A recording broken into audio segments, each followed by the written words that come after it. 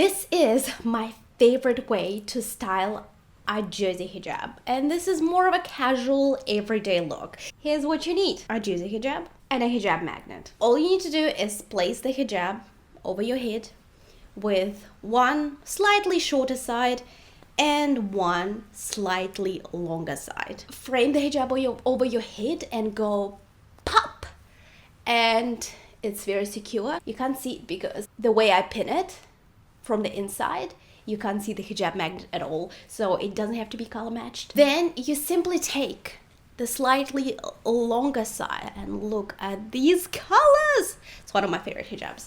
It's by Lala Hijabs, by the way. I have a discount code. It's Veronica10, and I'm gonna leave it in the caption, so check it out. So I simply wrapped it around my neck, and I wrap it very loosely because I like the airflow, I like the breeze on my neck, and this hijab allows for that without compromising on the coverage. So also when I do it a bit loosely, it gives me plenty of chest coverage, and it's super comfortable.